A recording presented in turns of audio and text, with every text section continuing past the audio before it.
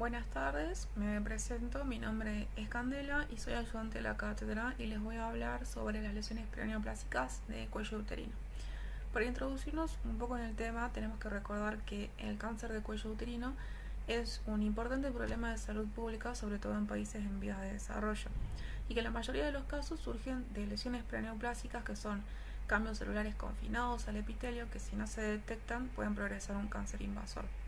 Además, están asociadas a una infección persistente por HPV de alto riesgo como los genotipos 16 y 18, pero tenemos herramientas para prevenir esta enfermedad, que son la colposcopía, el PAP, el test de HPV y la vacunación. Entonces, en este contexto, el estudio de las lesiones perioneoplásicas del cuello uterino resulta fundamental para comprender su patogenia, reconocer sus características clínicas, histológicas, establecer un diagnóstico oportuno y definir la conducta terapéutica adecuada. Vamos a hacer un breve recuerdo anatómico e histológico. Acá podemos observar las características anatómicas del cuello uterino, que tiene una forma cilíndrica, mide aproximadamente 3 centímetros y tiene una inserción vaginal que lo divide en tres porciones: una supravaginal, una intermedia o vaginal y una intravaginal.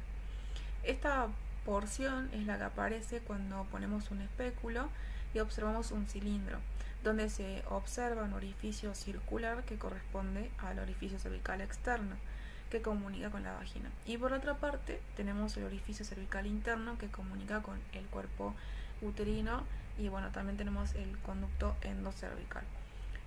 Con respecto a la histología, tenemos que recordar que el ectocervix está revestido por un epitelio plano estratificado y el endocervix por un epitelio cilíndrico simple de tipo mucíparo con glándulas secretoras de moco. Y la zona en la cual ambos epitelios se ponen en contacto se denomina unión escamocolumnar o zona de transformación. Y es importante porque es el sitio de origen de la mayoría de las lesiones perioneoplásicas y allí se desarrolla el cáncer de cuello uterino. Bueno, anteriormente estas lesiones eran conocidas como displasias, pero en las últimas décadas se sugirió el término de SIN o neoplasia intraepitelial cervical. Entonces, ¿qué son? Son todas las anormalidades del cuello uterino confinados al espesor del epitelio que no atraviesan la membrana basal y que son precursoras de cáncer. Además, están asociadas a la infección persistente por el virus del papiloma humano, sobre todo los genotipos de alto riesgo oncogénico, como son el 16 y el 18. Si bien la infección persistente por el HPV es el factor etiológico principal, tenemos condiciones que favorecen la progresión hacia lesiones de alto grado, como son el inicio precoz de las relaciones sexuales, la multiparidad, el tabaquismo, las múltiples parejas sexuales, el uso prolongado de anticonceptivos orales, los estados de inmunosupresión como el HIV, los trasplantes, la coinfección con otras ITS y factores genéticos y nutricionales. Todos estos cofactores aumentan la persistencia del HPV, aumentando el potencial oncogénico de la infección y aceleran la progresión hacia lesiones de mayor severidad. Vamos a hablar un poco sobre el virus del papiloma humano. Es un virus ADN de doble cadena con potencial oncogénico y que es considerado el principal factor de riesgo para desarrollo de cáncer de cuello uterino. Aproximadamente 40 genotipos afectan el epitelio anogenital femenino, produciendo desde lesiones benignas hasta neoplasias malignas. También infecta células epiteliales de la piel, mucosa, generando proliferación epitelial local y produce lesiones en la vulva, en la vagina, el cuello uterino, la región anal, la mucosa bucal y el área perianal. Dentro de los tipos de HPV tenemos los de bajo riesgo oncogénico, que son el 6 y el 11, que están relacionados con condilomas y lesiones de bajo grado, y los de alto riesgo oncogénico, que serían el 16 y el 18, relacionados con lesiones de alto grado y con el cáncer cervicouterino. Bueno, la transmisión puede ser por vía sexual, contacto piel a piel o mucosa a mucosa, y la vía no sexual por transmisión vertical durante el parto, por la presencia de HPV en espéculos o guantes, que es poco común, y por autoinoculación digital. En cuanto a la patogenia del HPV, tenemos que el virus penetra el epitelio a través de microtraumatismos y alcanza las células basales de la zona de transformación o una unión escamocolumnar, que bueno, es la región particularmente vulnerable, donde el ADN viral se mantiene en forma episomal y luego el virus se replica en los núcleos de las células basales, desde donde puede colonizar otras áreas del epitelio, favoreciendo la infección. En infecciones transitorias, las lesiones suelen regresar espontáneamente, pero en casos persistentes por genotipos de alto riesgo, el ADN viral se integra al genoma celular, produciendo alteraciones nucleares y citoplasmáticas que dan lugar a las displasias. Estas pueden persistir como displasia de bajo o alto grado o evolucionar hacia un carcinoma invasor. Para clasificar estas lesiones utilizamos el sistema Bethesda, que las clasifica en lesiones intraepiteliales de bajo grado o LSIL y en lesiones intraepiteliales de alto grado o HSIL. En los casos del LSIL tenemos el SIN1 más la infección por HPV. El SIN1 corresponde a una displasia leve que no excede el tercio inferior del epitelio, y acá observamos los coilocitos, que son el signo patognomónico de la infección subclínica por HPV. Tiene bajo riesgo de progresión a cáncer, suele ser del 1%, y se adopta una conducta expectante con controles de PAM cada 6 meses.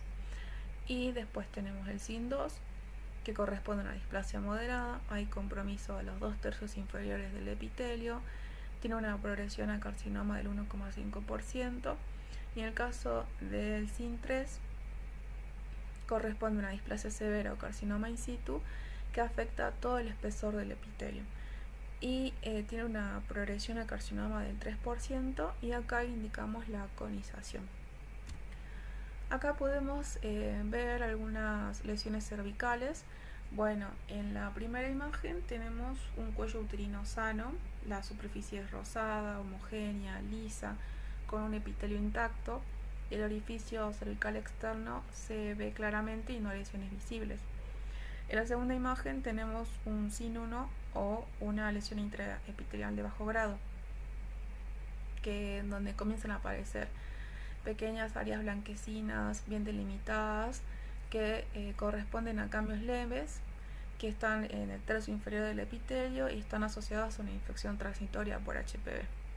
Luego tenemos el SIN2, que corresponde a una lesión intraepitelial de alto grado pero moderada, y en esta etapa la lesión es más extensa, blanquecina, con bordes irregulares, el epitelio ya está más engrosado y compromete los 2/3 de su grosor, y bueno, acá el riesgo de progresión es mayor. Luego tenemos el SIN3, que bueno, es la lesión intraepitelial de alto grado, ya severa o carcinoma in situ. Acá hay compromiso de todo el espesor del epitelio, aunque no invade la membrana basal, y se ve como una lesión más blanca, densa, irregular, que incluso puede sangrar con facilidad, como se ve en la imagen. Y por último, cuando la lesión atraviesa la membrana basal, hablamos de cáncer invasor, donde observamos una superficie irregular, friable, con ulceraciones, bordes elevados y bueno, con tendencia al sangrado, que es el estadio más avanzado que tratamos de evitar detectando y tratando a tiempo las etapas previas. Bueno, en cuanto a la clínica, si tenemos una infección por HPV, vamos a tener una infección clínica que se manifiesta con los condilomas acuminados a nivel de la piel y la mucosa vulvar, o una infección subclínica donde tenemos el condiloma viral plano detectado por la citología o la colposcopía. Pero en sí las lesiones preneoplásicas del cuello uterino son en su mayoría asintomáticas y no existen manifestaciones específicas que permitan sospecharlas. Podemos tener hallazgos a partir de las pruebas diagnósticas. Por ejemplo, tras la aplicación de ácido acético, las áreas afectadas pueden volverse blancas, que es lo que se denomina áreas acetoblancas, o con la prueba de Lugol o test de Schiller se observan como yodo negativas. debido a la ausencia de glucógeno en las células atípicas. Y ya en un estadio avanzado, es decir, en cáncer de cuello uterino, se puede presentar con un sangrado vaginal anormal, dolor durante las relaciones sexuales o un flujo vaginal inusual. Cuanto al diagnóstico, se basa en el PAP, en la colposcopía y en la biopsia. Las indicaciones del PAP son que se recomienda iniciar el tamizaje a los 3 años de iniciadas las relaciones sexuales o a partir de los 21 años. Debe realizarse cada 3 años siempre que la mujer haya tenido citologías anuales previas normales. Y el control debe mantenerse hasta los 65 años y a partir de esa edad debe individualizarse según el perfil epidemiológico y los antecedentes de cada mujer. En mujeres con antecedentes de SIL de alto grado, se debe seguir realizando el PAP después de los 65 años. Y además tener en cuenta que se utiliza como prueba de screening y no como método diagnóstico definitivo. Bueno, la preparación previa para optimizar la calidad de la muestra se recomienda evitar relaciones sexuales en las últimas 48 horas, no realizar duchas o lavados vaginales, no utilizar óvulos, cremas, jaleas, tampones, evitar exámenes ginecológicos o ecografía transvaginal en los días previos. Bueno, ¿cómo se hace el PAP? Bueno, la paciente tiene que estar en un ambiente confortable, le pedimos que se recueste en la camilla, en posición ginecológica, que es con el decúbito dorsal, con las piernas flexionadas sobre los muslos y los talones sobre las pierneras. Y elegimos el tamaño del espéculo adecuado y introducimos el espéculo para poder visualizar el cuello uterino. Luego hacemos la recolección de las células con la espátula de aire para la superficie exocervical y el cepillo endocervical para el canal cervical. Luego se hace la extensión del material sobre el portaobjeto y lo fijamos con alcohol al 96%. Y esto posteriormente es analizado al microscopio y este examen permite identificar células anormales, ya sea sugestivas de lesiones precancerosas o cancerosas. Dentro de los resultados podemos tener resultados normales donde se observan células epiteliales pavimentosas, superficiales, intermedias, parabasales, células cilíndricas, endocervicales, endometriales u otros componentes como los leucocitos, eritrocitos, etc. Y dentro de los resultados anormales, el Instituto Nacional del Cáncer de Estados Unidos introdujo el sistema Bethesda, que es una clasificación citológica para reemplazar las denominaciones tradicionales por una terminología más práctica y útil para el manejo clínico.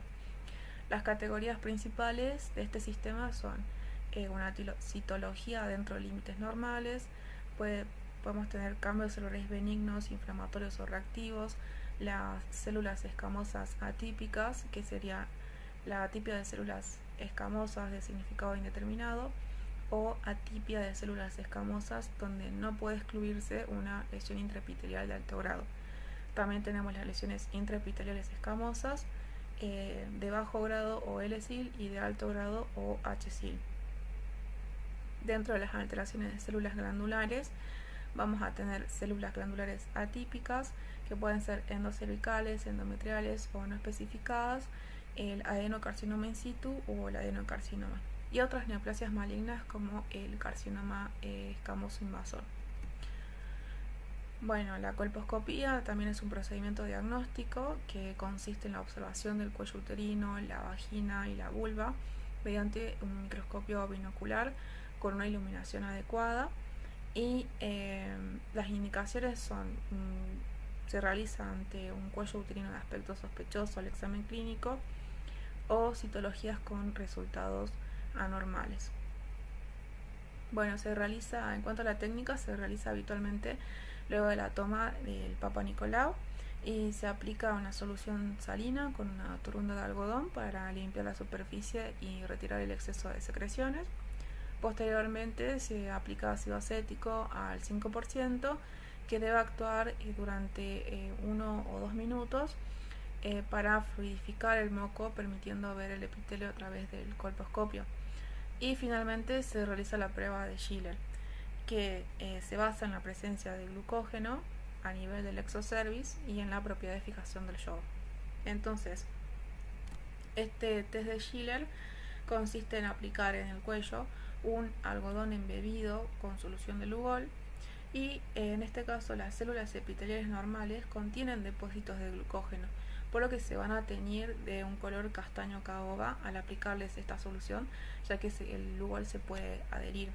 En cambio, las células atípicas o neoplásicas, al carecer de glucógeno, no absorben el Lugol o el yodo, por lo tanto no se tiñen, quedando de un color blanco o amarillo mostaza, como se ve en la imagen.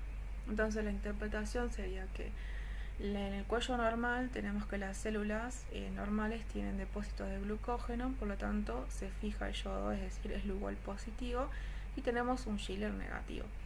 En cuanto tenemos el cuello alterado, las células atípicas o neoplásicas no tienen glucógeno, por lo tanto no se fija el yodo, tenemos un Lugol negativo y un Schiller positivo.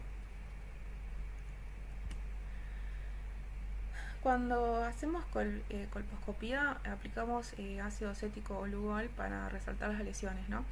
Entonces, dependiendo de cómo reacciona el epitelio y los vasos, aparecen distintos patrones característicos. En esta imagen podemos observar lo que se denomina epitelio acetoblanco.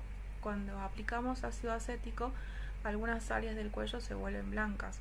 Es lo que se denomina acetoblanco, y se debe a que esas células tienen mucha actividad nuclear, y es un hallazgo muy importante porque orienta hacia lesiones intraepiteliales y nos indica dónde biopsiar.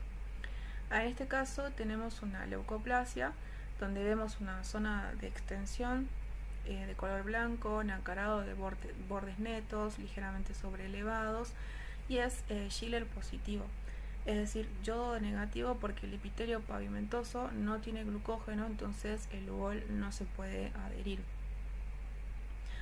Y se produce porque el epitelio está engrosado y queratinizado. Acá tenemos el mosaico, donde el epitelio se ve como un empedrado con cuadraditos blancos delimitados por vasos rojizos. La prueba de Schiller acá también es positiva. Acá tenemos el puntillado, que acá vemos una placa blanca poco extensa con un puntillado rojo irregular en la superficie. Y esto ocurre porque en la capa superficial queratinizada se desprende y deja visibles los vasos sanguíneos que están en el estroma. Y por último, los vasos atípicos. Estos vasos se ven torcidos, dilatados en forma de sacacorcho o tirabuzón, y son un signo de mayor gravedad y hacen sospechar de una lesión de alto grado. Bueno, en cuanto al tratamiento, la conducta terapéutica depende del grado de la lesión, la edad y las condiciones clínicas de la paciente. En lesiones de bajo grado, en mujeres menores de 30 años, se adopta una conducta expectante con controles periódicos, dado que en la mayoría regresan espontáneamente. Y en mayores de 30 años o con persistencia puede considerarse un tratamiento excisional. Y en lesiones de alto grado requieren un tratamiento activo, y la opción más utilizada es la conización, que es un procedimiento diagnóstico y terapéutico en el cual se deben garantizar márgenes libres de lesión. Por último, la prevención primaria se basa en la vacunación contra el HPV. En Argentina forma parte del calendario nacional de vacunación, es gratuita y obligatoria. Se aplica una dosis única a los 11 años, tanto en niñas como en varones, y si no se aplica a esa edad hay esquemas de recuperación. Hasta los 20 años se da una dosis, y entre los 21 y 26 años 2 dosis. Y en personas inmunocomprometidas el esquema es completo, es decir, 3 dosis. Y esta vacuna protege contra los tipos más oncogénicos del virus y previene la mayoría de los casos de cáncer de cuello uterino, además de otros tumores relacionados. Sin embargo, no reemplaza los controles de PAP y la colposcopía, que siguen siendo esenciales. En conclusión, las lesiones preneoplásicas de cuello uterino representan una etapa intermedia entre la infección por HPV y el cáncer invasor. Lo fundamental es que si las detectamos a tiempo con el PAP, la colposcopía o el test de HPV, podemos tratarlas eficazmente y prevenir su evolución hacia un cáncer de cuello uterino.